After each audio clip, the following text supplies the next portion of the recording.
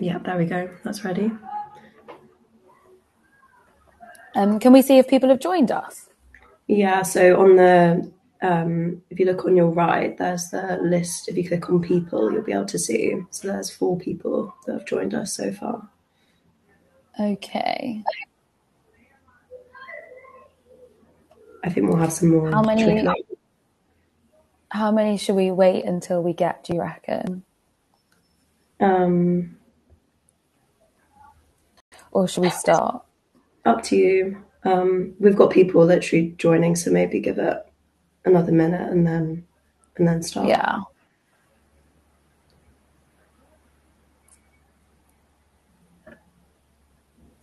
Hi everyone. We're just waiting for more people to join and then we'll make a start soon.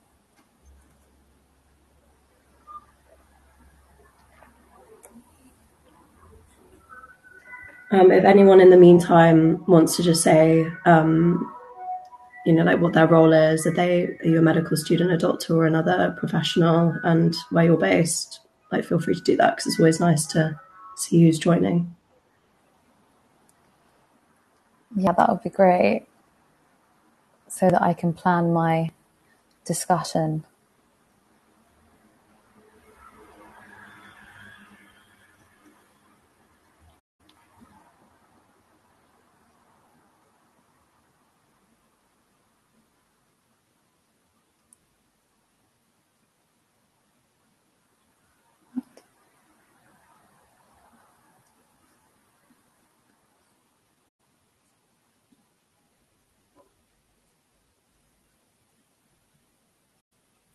Hi, Gabrielle. Thanks for posting your message. Amazing, from Lithuania. Wow, this is reaching internationally.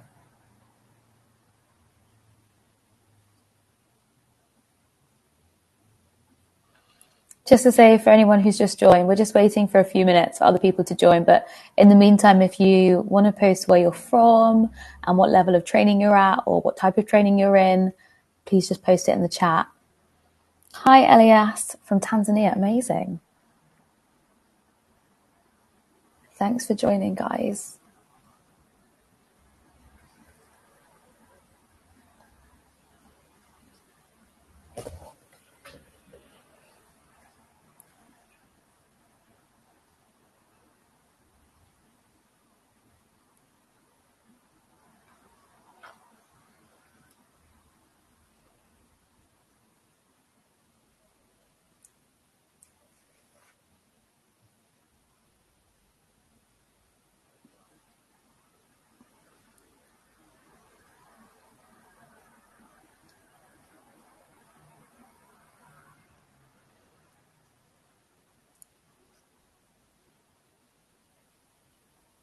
Hey, everyone. We're just waiting for a few more people to join. I'll probably make a start in the next minute. But if you haven't already, please just pop in the chat where you're from, what stage of training you're at, so that I can try and anchor my talk appropriately to those that have joined us.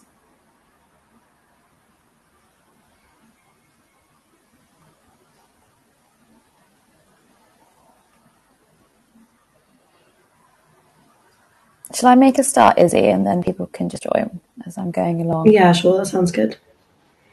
Okay.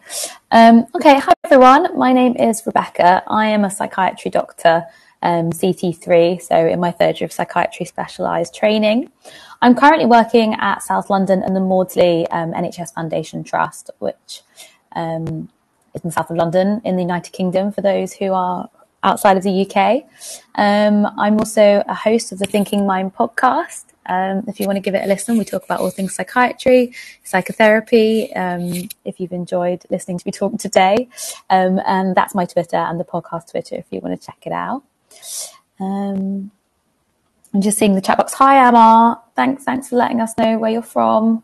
So my first talk was actually who's in the room. So we kind of have started that. But if anyone else wants to pop in the chat where they're from, I've tried to make this quite informal by doing an awful Photoshop of my face. If at any point in the chat you want to ask me any questions, just pop them in the chat. I don't mind if at any point. I'm going to be talking over the next hour about medications in psychiatry. Are there any particular medications that people would like me to cover? I've planned the presentation around particular medications, but if there's anything in mind that you have that I haven't covered, I will try and discuss it at the end.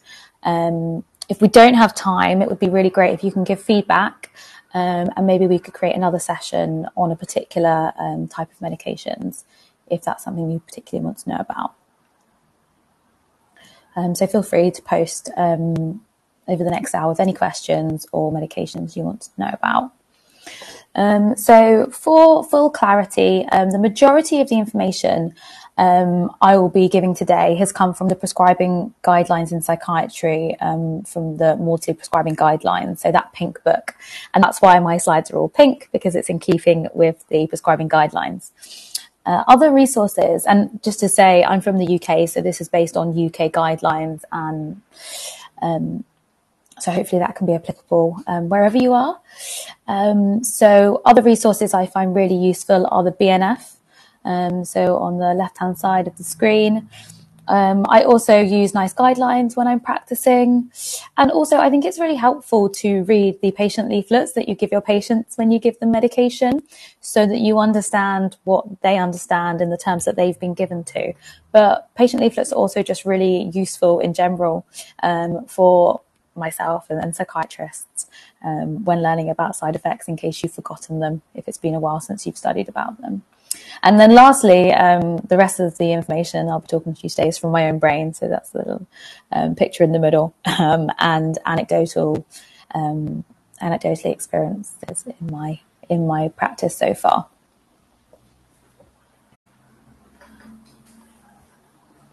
I think it's really important, before we start talking about medications, to say first and foremost, medications are not the only treatment for psychiatric presentations. I think it's really important to treat people with a biopsychosocial model. So yes, medication is very helpful depending on the particular mental health condition, but it's also really important to consider the psychological aspects, so the talking therapies and the social aspects that might be able to help that individual with the mental health presentation that they have. But today I will be talking about medication, so I will only be talking about meds, but please always bear in mind the biopsychosocial model. So common types of psych medication. So the top three are the ones that I'm going to be talking about today. So that's antidepressants, antipsychotics, and mood stabilizers. These are the common ones that I encounter in my practice, and you're likely to encounter in your practice. There are obviously lots more psychiatric medications that I won't have time to talk about today, but you might commonly come across these. So ADHD medications, stimulants and non-stimulants, benzos and Z drugs like zolpidem and zopiclone.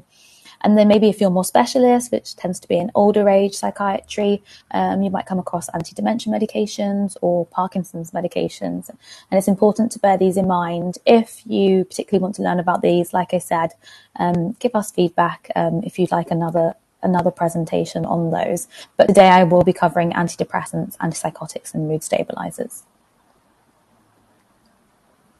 Before I go on to talk about those individual classes of drugs, I'm not going to talk about interactions that much, apart from when I specifically talk about clozapine and lithium. But to bear in mind, across all psychiatric medications, or most, not all, but most psychiatric medications are involved in the cytochrome P450 enzyme. So if you want to learn about drug interactions, I would highly recommend solidly understanding the inducers and inhibitors of the P450, because it is involved in the breakdown of the majority of mental health medications. And it is difficult to remember, but it is useful to get your head around in terms of interactions. But if in doubt, just check the BNF to see whether the drug you're prescribing interacts with any other medications. So the first class I'm going to talk about is antidepressants. Although I think it's important to note that we don't just use antidepressants for depression. We also use antidepressants for anxiety disorders such as OCD, body dysmorphia, panic disorders, generalized anxiety disorders, social phobias, and sometimes maybe psychotic depression and things like that. So it's not just, they're not just medications for antidepressants. And I found that a lot of patients don't know that. And when you prescribe antidepressants for their OCD, they might question why you're doing that. So I think it's always important to remind them that it's a bit misleading with the name. So common antidepressants that you might come across in psychiatric medicine are SSRIs, and I'll go on to talk about them in more detail. And these are a list of the common SSRIs that we that we work with in our practice. Then you've got your tricyclics, which we tend not to use that much anymore, although we do use clomipramine in the treatment of OCD, which is why I'm still going to talk about them. And you actually might come into contact with these medications for treatment that aren't mental health related. So amitriptyline can be used for migraine prophylaxis or neuropathic pain. And it's useful to know about their side effects. We've got our NASAs or NASA, mirtazapine, which is commonly used here in the UK to treat depression. Your SNRIs, and I'll explain what these words mean if you're not familiar with them. And the common one used in mental health is venlafaxine. We do see duloxetine used, although it's not necessarily as commonly used for mental health presentations, but I'll go on to talk about where it might be used. And then you've got other antidepressant medications, and there's just a list of those. Now, I'm not going to go over those, but it's important to mention, so the top three are newer antidepressants and sometimes used as a second or third line in the treatment of depression. Trazodone is a slightly older drug, although we do sometimes still see people treated with trazodone. And the MAOIs, we don't use them that much anymore because of the cheese reaction, the hypertensive crisis, and they were dangerous in overdose. But you still might come into contact with them. And it's important to bear in mind their risks involved in serotonin syndrome, which I'll go on to talk about in a moment. So this is the guidelines of treatment of depression from the Maudsley prescribing guidelines. And I don't know if you can see it. You might want to come back and have a look at it at the end of this talk, or you'll be able to find it in the prescribing guidelines in the book. But I think the most important thing, which I've drawn the arrow is, discuss choice of the antidepressant drug with the patient. That's really important because someone might really prioritize having a sex drive. So you might want to bear that in mind when you're prescribing a certain antidepressant for them, and may not necessarily go for SSRIs that have a high risk of sexual drive dysfunction. On the other hand, someone might have problems with their sleep, and mirtazapine might be best suited to them. So it's important to discuss with the patient what's important to them. And you can have a look through this stepwise guide on when to introduce a different medication. But typically, once you start a medication, an antidepressant, typically we do use SSRIs as a first line. And the evidence suggests that if after 2 weeks there's no improvement whatsoever, then you should try a different medication. If they are effective, then the guidelines currently recommend continuing them for at least 6 to 9 months, and that's for a first episode of depression. But if someone is experiencing a second episode or severe depression, then you might want to prolong that. And again, if they're poorly tolerated, so that the individual is experiencing bad side effects, then you want to change the medication. And the guidelines differ depending on the risk of the patient. If they're high risk, we recommend that you see them within a week after starting medication. And if they're not high risk, sometimes 2 weeks. And this is primarily in primary practice, so the GPs, unless it's a complex presentation, and you would be doing that in kind of secondary mental health services or as an inpatient, depending on the patient. Once you've tried a second antidepressant, if there's still no effect, then you might consider trying 2 antidepressants at once, or maybe lithium is sometimes used as an adjunct, or sometimes antipsychotics can be used as an adjunct. And then further down, you might refer to a specialist service for consideration of ECT or TMS. But that's the basic guidelines of the treatment of depression. You might want to refer back to this. I'm not going to talk about it too much, but these are the minimum effective doses of commonly used medications. I'm just going to go on to the next slide. So SSRIs, which are selective serotonin reuptake inhibitors, and I believe they're the most commonly prescribed antidepressants. And you've got their fluoxetine, citalopram, escitalopram, sertraline, and paroxetine. I've put fluoxetine first, because it has the longest half-life, and I put paroxetine last because it has the shortest half-life. And this is important when we go on to think about withdrawal symptoms. Common side effects of SSRIs, the most common is GI upset, so nausea, diarrhea, feeling sick. But we also do often see sexual side effects, and that includes sex drive, being able to orgasm, being able to maintain erection. It can affect all of those three domains of someone's sex life. People do complain that it can impact their sleep, and often people can complain of headaches as well. So these are the important side effects that are common to mention to the individual. I'm going to go on and talk about SSRI discontinuation syndrome and serotonin syndrome in a moment as well. So SSRIs are good for the first-line treatment of common mental health problems. So not only are they used for depression, they're also used for anxiety disorders. And depending on the presentation, you might want to change the dose. So in presentations such as OCD, we tend to see better results with max dose, or sometimes even over max dose if it's severe OCD. And whereas anxiety and depression, you may see results at lower doses. But it's always important to work with the person sitting in front of you and provide individualized care. They're generally safe in pregnancy and breastfeeding. However, always check the BNF depending on the specific medication you're prescribing, and always assess it as a risk benefit depending on the presentation of the mental health condition.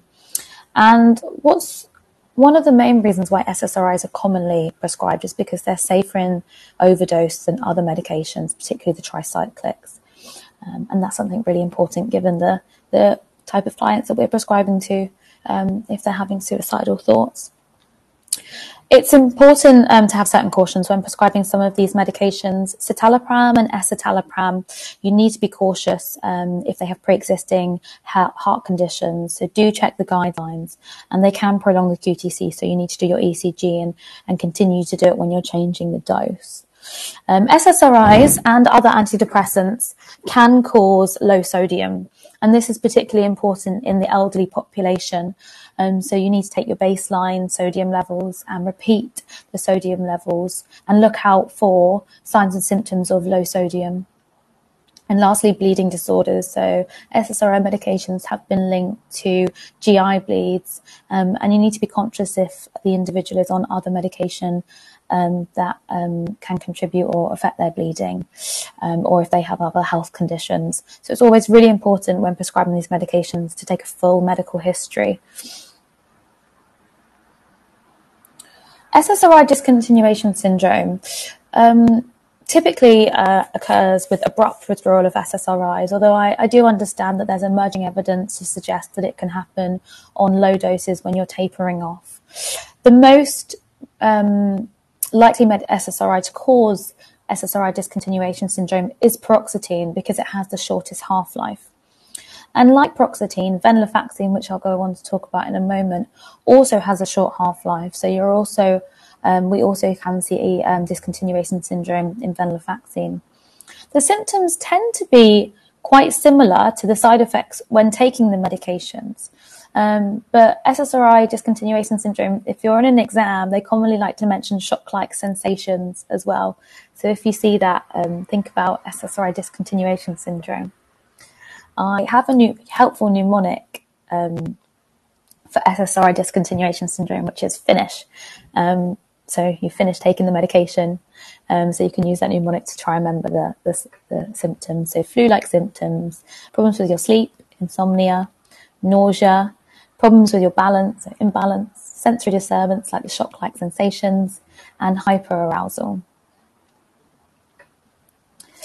I think it's really important to mention that sometimes when people come off their antidepressant medications, they might be experiencing withdrawal symptoms. And as a clinician, you might confuse this with relapse of depression or anxiety or whatever you were prescribing for, because of the symptoms that we get in discontinuation. So be cautious to think, is this relapse or is this discontinuation? And I tend to consider the timeline. So typically discontinuation happens pretty quickly after stopping medication, whereas relapse might tend to occur a bit more in the future. But be cautious that different antidepressants have different half-lives. So paroxetine discontinuation symptoms will be seen quicker than with fluoxetine that has a longer half-life. So just bear that in mind as well. I'm going to quickly mention tricyclics because, as I said, they're not too commonly prescribed now because the main reason is they're dangerous in overdose. So we don't tend to prescribe them as much as we used to. But clomipramine is a tricyclic that is used in second line for the treatment of OCD. And I worked in OCD and we did use it quite often because it did provide good results for people struggling with severe or moderate OCD. The side effects of tricyclics are similar to SSRIs, but because they act on the other monoamines, you also get antimuscarinic side effects, antihistaminergic side effects, and anti-adrenergic side effects. So bear those in mind. And depending on the particular tricyclic, you'll have a different side effect profile depending on how that affects the different systems in the brain. Amitriptyline is also a commonly used tricyclic, and in lower doses, it can be used for neuropathic pain and migraine prophylaxis, which is why I've got it there. And there are other tricyclics that you might see in your practice. I think something important to bear in mind is tricyclics can cause confusion or delirium, especially in the elderly. So if you see someone that's delirious, do ask yourself or consider, are they taking tricyclic medication? Tricyclics can also cause problems with the heart rhythm and QTC prolongation, especially clomipramine. So bear that in mind. And they also can have problems causing hypertension and tachycardia. Now, depending on where you're at in your training, you might be quite up to date and remember your anticholinergic side effects, or you might need a little bit of a reminder like I do, because I always struggle to remember which are anti and which aren't. So I've just got a reminder slide here. So anticholinergic side effects: urinary retention, dry throat, dry mouth, constipation, feeling hot, raised heart rate, tachycardia, and blurred vision and dry eyes. Another class of antidepressants, so the NASAs, so the noradrenergic and specific serotonergic antidepressants, of which is commonly known by, the most common one we use is mirtazapine, and it's commonly used here in the UK. Mirtazapine is good for weight gain because it increases people's appetite. So that's good if your client is struggling with their appetite, which is a problem for people suffering with anxiety and depression. And it's good if someone's suffering with sleep problems. It can improve people's sleep. Mirtazapine typically doesn't have the sexual side effect profile like other antidepressants, and the prescribing guidelines do recommend it if people are struggling with sexual side effects on other antidepressants. And it is safer in overdose than tricyclics, although it's not as safe as SSRIs, which is something to bear in mind. It's bad if your patient doesn't have a problem with their appetite and actually they want to lose weight, because you're at risk of making them gain further weight. And people do tend to complain of tummy upset and also sedative effects, because although it's good for sleep, some people complain that they're over sedated.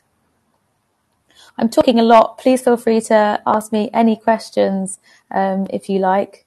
I can slow down. So next up, we've got the SNRI, so the serotonin and noradrenaline reuptake inhibitors. And most commonly, you'll come across venlafaxine, which I would say is quite commonly prescribed for depression in the UK. Another SNRI is duloxetine. Doesn't tend to be commonly used for depression in the UK, although it can be used for stress, urinary incontinence in elderly people. So that's just something to bear in mind. Venlafaxine is generally pretty effective, so it's good for being effective. And there is some evidence to say, especially in combination with mirtazapine, it is very effective.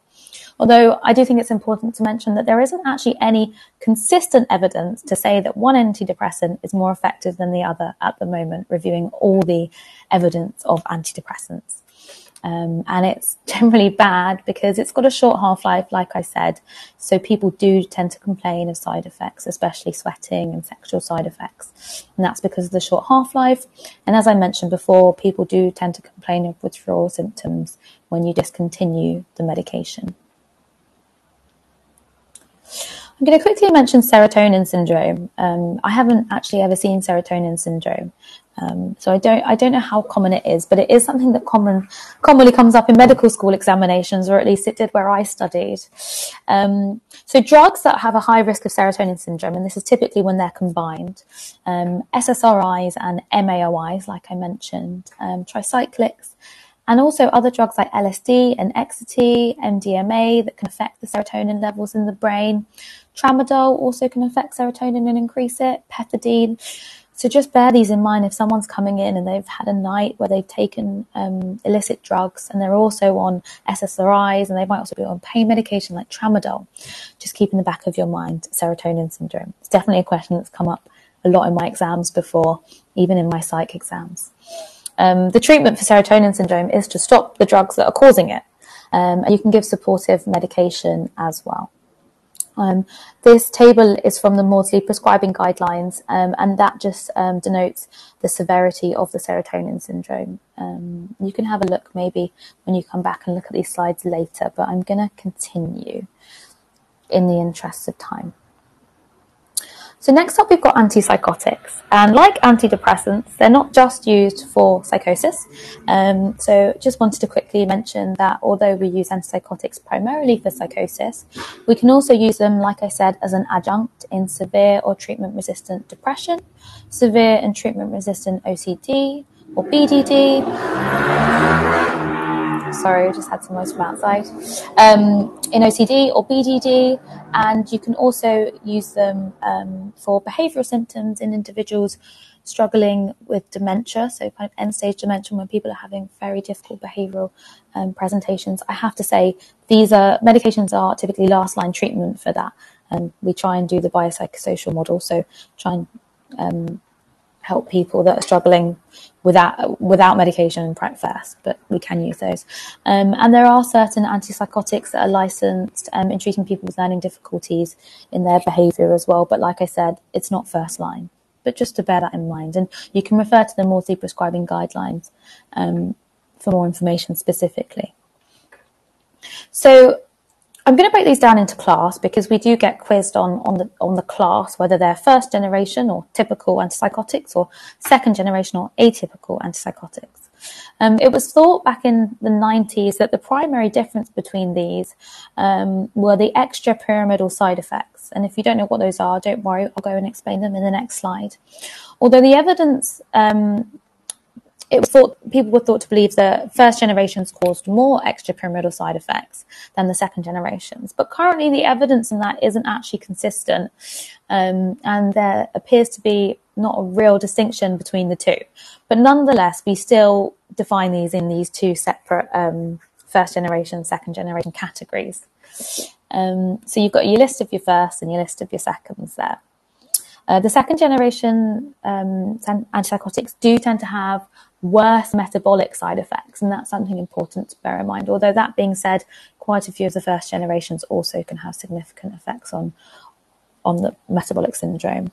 Does anyone know why I have starred the medications in the table? Can anyone think of why those particular medications might have a star next to their name? If you pop it in the chat.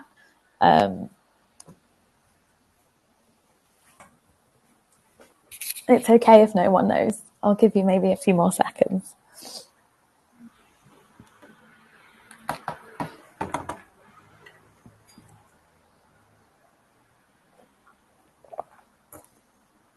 Okay. Anyone? No.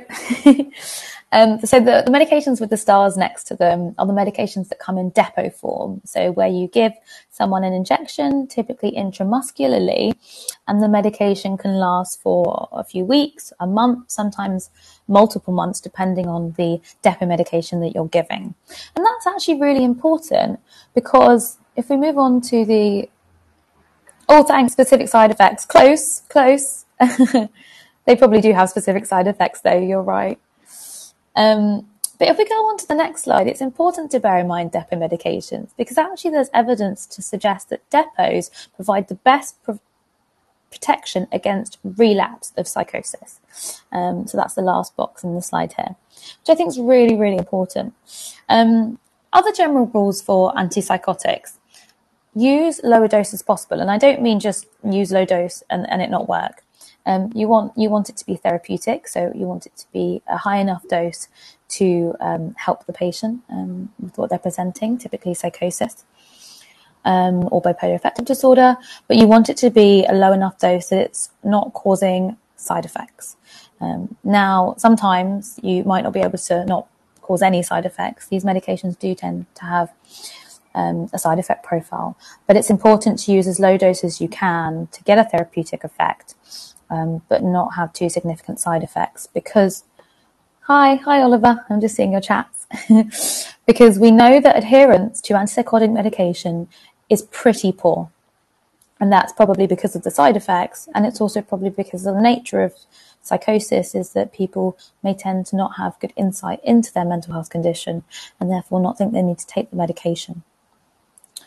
But like I said, it's important, as with antidepressants and psychotics, it's really important to choose the antipsychotic in combination with what the patient would want and what's important to the patient. If they don't want to come to collect their prescription all the time, then a depot might be a good option for them. Or if they particularly don't want to gain weight, then probably don't try olanzapine or clozapine. I'll talk about the more specific side effects on the next few slides, but they're most common to cause weight gain. And if previously movement disorders have been a big problem, then you might want to go for a medication that's less likely to cause movement disorders, such as aripiprazole. So it's really important to talk to the person sitting in front of you and find what's important to them.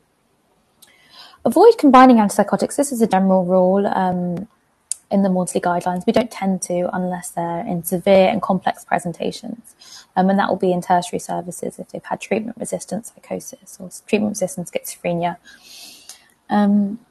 Commence baseline physical health monitoring and regular monitoring. So before you start, you want to get the baseline blood pressure, heart rate, etc.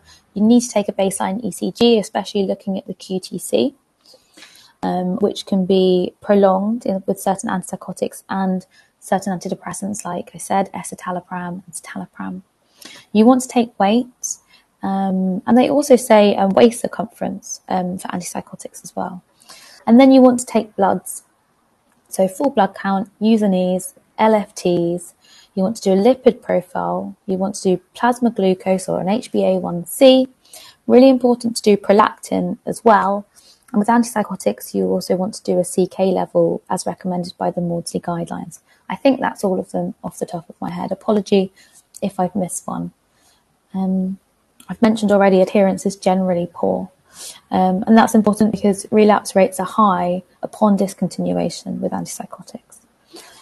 So it's really important to give good psychoeducation about psychosis and antipsychotic medication. You might want to come back to this slide. I'm not going to go through it all, but I think it's important to just make a note that different antipsychotics have significantly different half-lives. And why that is important is the time that you expect to see an improvement. If you have a long half-life, such as aripiprazole, which is 75 hours, and it takes 2 weeks to reach a steady state, then it's going to take a longer time to start to see the benefits of that medication. So if after a week you haven't seen an improvement, I wouldn't be too concerned because it takes a long time to reach a steady dose. On the other hand, if after 2 weeks you haven't seen an improvement in clozapine, you might want to reconsider that. But it's important to bear this table in mind when waiting to see. And it's important to educate the family and the patient on this as well, because they might be very worried why they don't feel better Side effects of antipsychotics depend on the systems they affect in the brain. So depending on different antipsychotics, they'll affect different systems differently. And this isn't a pharmacology lecture, so I'm not going to go too in depth in terms of the systems they affect. But antipsychotics do tend to affect the dopamine, primarily dopamine, and that's how we think they work. Dopamine system, the cholinergic system, the adrenergic system, and the histaminergic system. So antipsychotics tend to reduce dopamine in the brain. And that can lead to galactorrhea because it increases prolactin, gynecomastia. It might affect menstruation, low sperm count, reduced libido. It can lead to Parkinsonism or symptoms of Parkinson's because you're reducing the dopamine. Or sometimes people call it pseudo-Parkinsonisms or extrapyramidal side effects. And I've got a slide that I'll go and talk about that on the next one. You can see dystonia as an effect of affecting the dopamine levels, akathisia, so restlessness, and also tardive dyskinesia. And I'll mention a few of these in the next slide. In terms of the cholinergic system or the anticholinergic effects, we've already discussed those previously with the tricyclics, so similar dry mouth, blurred vision, urinary retention. The adrenergic or anti-adrenergic effects tend to be postural hypotension, although also in some medications they tend to have a long-term effect of increasing blood pressure, but when people stand up, so postural hypotension can be a problem with certain antipsychotics, and people also have ejaculatory failure, which is specifically related to the adrenergic system, as well as the other sexual side effects related to the dopaminergic system due to the high prolactin. I hope this isn't too confusing. And then people might feel drowsy due to the effects on the histamine or the histaminergic system. Now, I've got another slide on some of the more important side effects to be aware of with antipsychotics, like I just mentioned. So if you see someone or hear someone say EPSEs in relation to antipsychotic side effects, they're referring to extrapyramidal side effects. And this is due to the dopaminergic effects of the antipsychotics. And I've just got a picture there. Some people call it Parkinsonism or pseudo-Parkinsonism. So you might get a mask-like face that you get in people with Parkinson's, slowed movement or bradykinesia, reduced arm swing because they might be rigid, freezing, so when people can't move, they might have a resting tremor, like a pill rolling tremor, and postural instability, and also shuffling steps. Sometimes people call it haloperidol shuffle, which is a type of antipsychotic. So those are the extrapyramidal side effects, which were thought to be more common with the typical or first generation antipsychotics, although we do tend to see them as well in the atypical or second generation antipsychotics. I'm not going to talk about neuromalignant syndrome because we haven't got time, but it is something to be aware of. And briefly, just to mention, it's a problem with the thermoregulation, and people become very hot and rigid, and it's a medical emergency that some people, typically more common in young men, when they take antipsychotics. We don't fully understand the mechanism of why it happens in some people and not in others, but it is a medical emergency, and if you want to read more about it, then please feel free to at the end of this. Tardive dyskinesia. So that tends to be movements that you see in individuals that are out of their control, tend to revolve around the mouth. And we tend to see tardive dyskinesia in people after they've taken antipsychotics for a long period of time. Akathisia, so restlessness, which can be really debilitating for some people. And there are medications you can give to treat that, although notoriously it's pretty difficult to treat. So people can also suffer with dystonia. And of note, this is also a common exam, ocular gyrate crisis, where the eyes roll back, sometimes the tongue can protrude. Just to say, I've only ever seen neuroleptic syndrome once, and I've never seen an ocular gyrate crisis, but they do tend to come up in medical school exams. So just bear that in mind. Sexual dysfunction is common with antipsychotic use, but it's also seen in people with schizophrenia. So important to bear that in mind. Is it the schizophrenia or is it the antipsychotic causing sexual dysfunction? Antipsychotics tend to reduce the seizure threshold, so be wary of doses if someone has a history of seizures or epilepsy. And antipsychotics do have an effect on the cardiac, so they can prolong the QTC or cause other heart problems. And they have been strongly related to metabolic syndrome, so weight gain, type 2 diabetes, raised cholesterol, and also they have been linked to an increased risk of causing blood clots, so in the legs or in the heart, leading to myocardial infarction, strokes, pulmonary embolisms. There is an established risk, increased risk in people that take antipsychotics. So it's important to bear that in mind if you've got someone presenting with shortness of breath, low oxygen levels. Think, is this a PE or pulmonary embolism?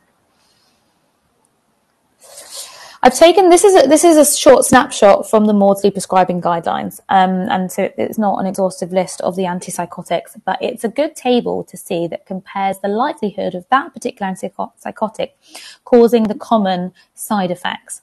You can see here that aripiprazole tends to have a pretty low side effect profile if you compare it to something like clozapine. So people on aripiprazole don't tend to gain weight, and I can confirm that. I definitely see that in practice. Whereas people on clozapine, is, along with olanzapine, is the highest risk of weight gain among the antipsychotics.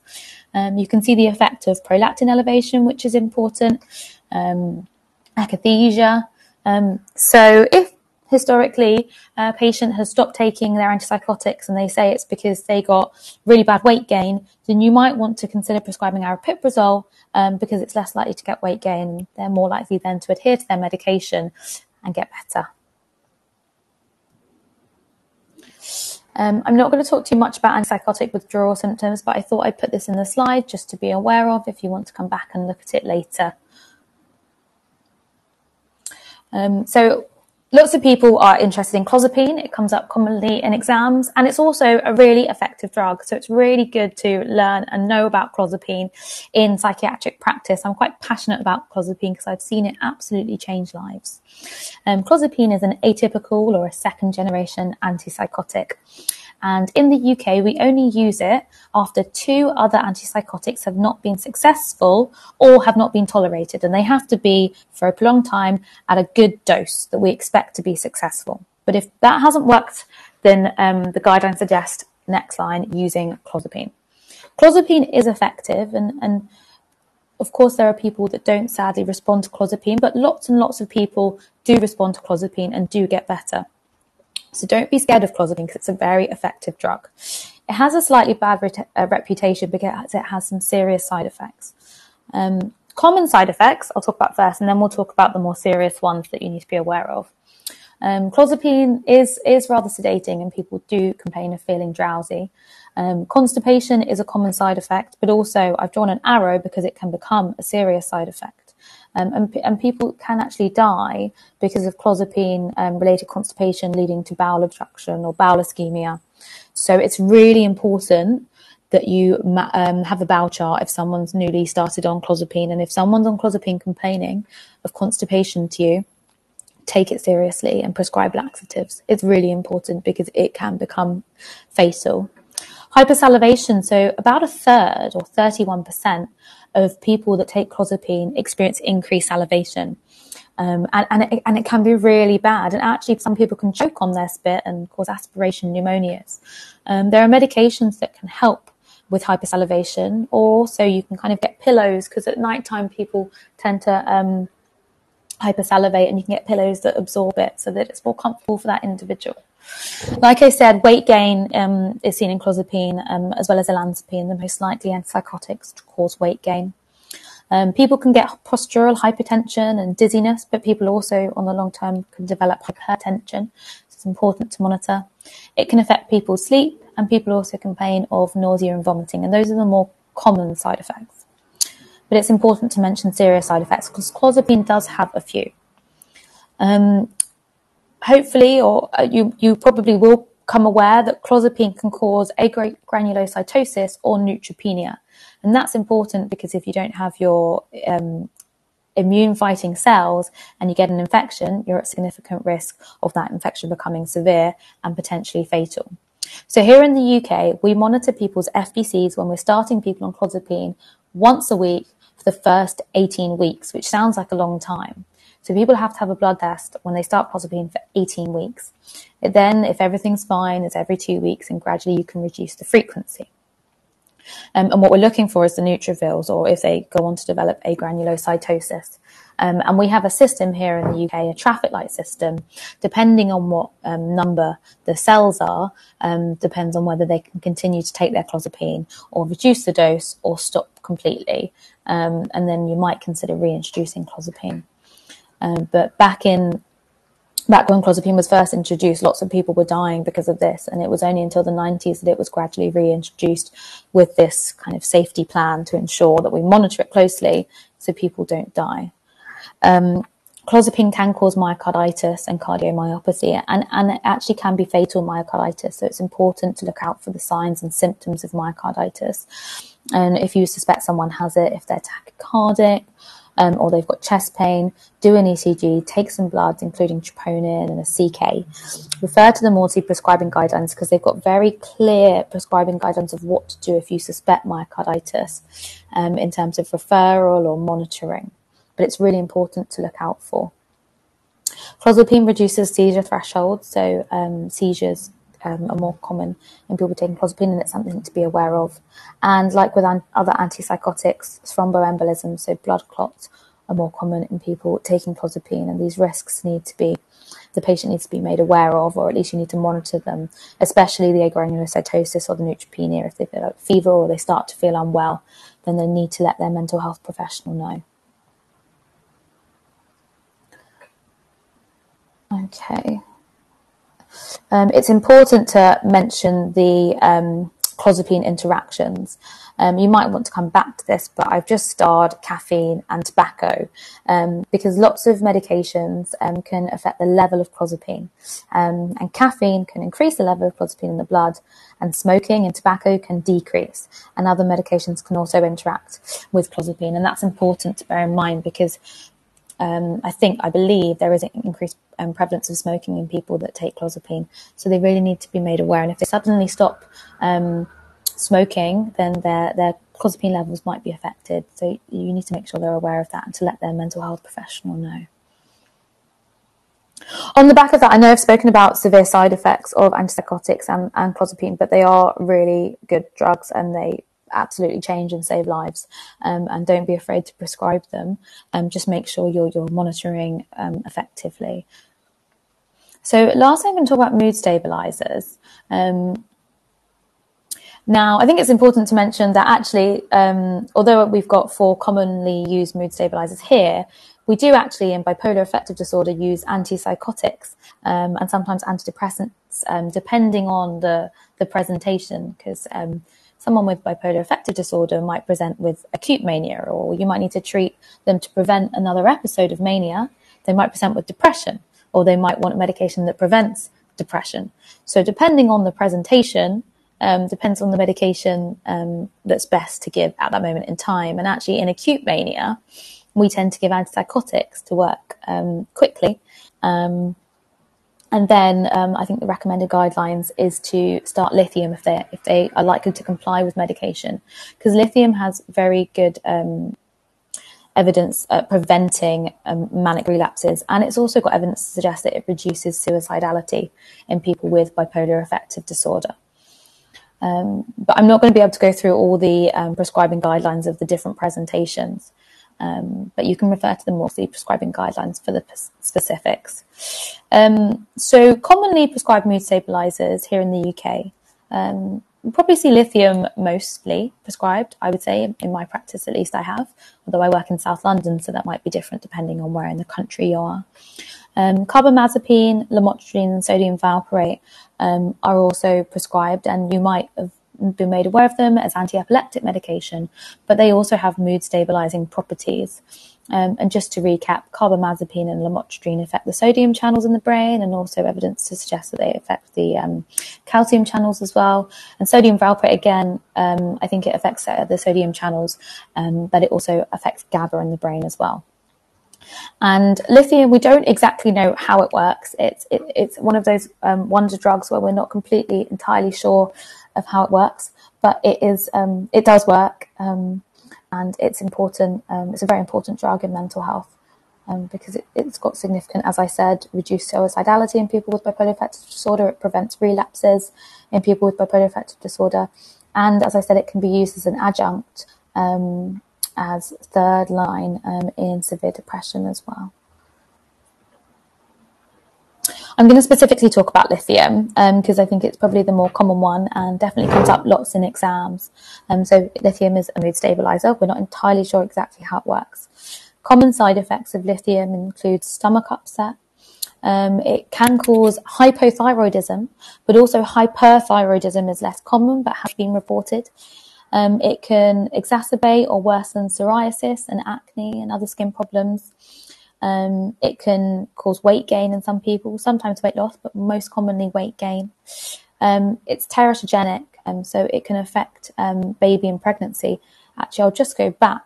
That reminds me, the reason why I starred sodium valproate in the last slide is because sodium valproate is the most teratogenic mood stabilizing medication. So much so that here in the UK, if you're a childbearing woman, or no, if you're a woman of childbearing potential, so you're a fertile woman, so you're not premenopausal or postmenopausal, we very strongly recommend that you are not prescribed sodium valproate. And if you are, you have to have yearly checks to prove that you are on contraception or there is no likelihood of you getting pregnant. Because 1 in 10 women, 1 in 10 babies born to mothers that have taken sodium valproate in the pregnancy have birth defects, and 30 to 40% have learning difficulties. So the risks are significantly high. So it's important to bear that in mind, and we strongly encourage, unless it's absolutely required, we don't recommend prescribing sodium valproate here in the UK to women of childbearing potential, and if you do, you have to ensure that they aren't able to get pregnant. So just going back to lithium also is dangerous in pregnancy to the unborn baby. I don't know if you've heard about Ebstein's anomaly. There is evidence to suggest it increases the risk of Ebstein's anomaly from 1 in 20,000, which is the general population, to 1 in 1,000, which is still small, but it is a significant increase in risk. And there are other effects it can have to the unborn baby. ECG changes can be seen in people that take lithium, so make sure you do an ECG before and while you're titrating the dose and at regular reviews. People tend to complain of a fine tremor in lithium use, although in lithium toxicity, that tends to turn into a coarse tremor, which is one of the signs and symptoms of lithium toxicity. And long-term lithium use has been associated with a reducing the EGFR, so your renal function. Lithium is excreted by the kidneys, so you need to be, and I've got another slide, cautious of medications that affect kidney function when giving lithium. You need to talk to your patient about salt intake, because that can affect the excretion of lithium, because lithium has a very narrow therapeutic index, which means that there's only a certain amount of dose that's safe to give, and if you're too low, it's not likely to be effective, and if you're too high, individuals can develop lithium toxicity, which can be dangerous and can be fatal if not treated appropriately. If you want to take a blood level of lithium, this is a classic exam question, take it 12 hours after you've given the dose. And treatment for lithium toxicity involves stopping lithium. And when it's severe, so the lithium level is greater than 4, you can consider hemodialysis. So it can be extremely severe, and I have seen it before, and it is very dangerous. So be aware to look out for the signs and symptoms of lithium toxicity. I'm just going to talk about interactions with lithium because these can precipitate toxicity. So ACE inhibitors and diuretics and NSAIDs as well that affect the kidney function. There are other medications you need to be aware of, and you can refer to the BNF or the Maudsley prescribing guidelines for the other meds, but or refer back to this table. So I've actually come to the end of my talk. There's one last question.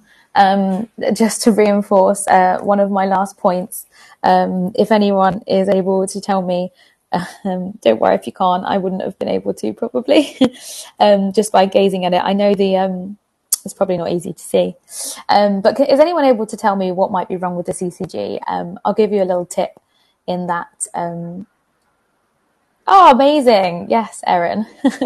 Smashed it. So it's got a prolonged QTC. The QTC in this ECG, I got it from Life in the Fast Lane website, which is a great website if you need to recap your ECG knowledge. And the QTC in this is 550. And I've just put that to reinforce the fact that lots of mental health medications can affect and prolong the QTC. Amar as well. Well done. So also be aware, check the guidelines of how often or frequent you need to perform an ECG on an individual. This person, according to Life in the Fast Lane, had congenital prolonged QTC.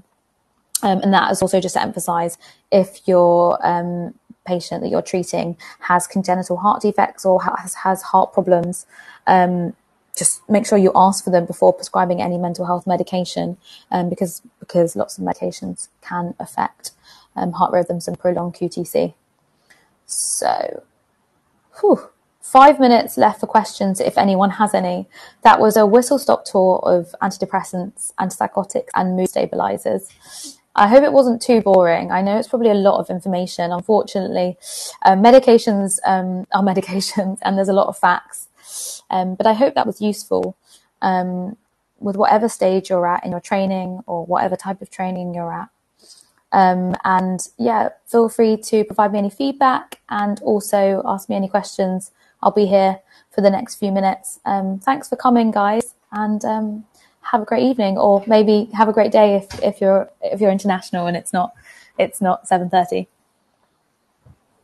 Thank you very much, Rebecca. That was really, really useful. It was good to definitely recap a lot of stuff and have some signposting to useful resources, because it's definitely, you find when you're on call that something comes up with one of these medications and you need to kind of hunt around for a resource. Absolutely. I always do it when I'm on call now in psychiatry, just Control F on my PDF of my prescribing guidelines, more prescribed guidelines, and find out what exactly to do. It's so helpful. We've got one question from Amar, actually. Can clomipramine be combined with bisoprolol for a different issue? Is it okay? Off the top of my head, I would say yes, but I would check the BNF. I'm not 100% sure. Clomipramine is more likely to increase your heart rate, and bisoprolol is more likely to decrease your heart rate. So you wouldn't get a double decreasing or increasing effect. And I think actually I wouldn't be surprised if that was a common medications prescribed together, because if you're using it in anxiety disorders such as OCD, people can also use bisoprolol. But I don't know off the top of my head. I would check the BNF. And if the BNF doesn't say it's an interaction, then it should be fine. Not 100% sure. Sorry. I think also, because I noticed we've had quite a few med students from various areas of the world, but I'd say when you start as a doctor, a lot of your role is actually picking up when these patients come in, and it might be in like general medical settings, even on your surgery job, who are on these meds, especially in terms of like the English system. I don't know if it's the same abroad, but it can be that the psychiatry trust is separate and there's not, easy records to find in terms of what they're on. So it's just important about making sure you continue those medications safely while they are in for physical reasons, so that they don't have a relapse. And to kind of contact your psychiatry colleagues if you're thinking that they should actually be having their depot while they're as an inpatient or anything like that. I think that's a very common thing as a junior to be doing, because you might not be starting these medications, let alone you won't be doing it alone. But more commonly, you're kind of ensuring that they're on their kind of maintenance doses. Yeah, absolutely. Especially with clozapine, because if you miss 2 doses of clozapine or 2 days, you have to restart titration all over again. And if that clozapine is really keeping that patient mentally well, they can become very unwell, and that can lead to really significant problems with treating them for medical things as well. And it really does happen. A patient with a mental health problem will go to hospital and their mental health medications will get stopped, and it gets you in real difficulty, depending on the mental health condition. So absolutely, please don't stop them. Just give your psychiatric colleagues a call and ask for their advice, but please just don't just stop them. Yeah. Unless like they have like serotonergic syndrome or something, and that's the treatment, obviously.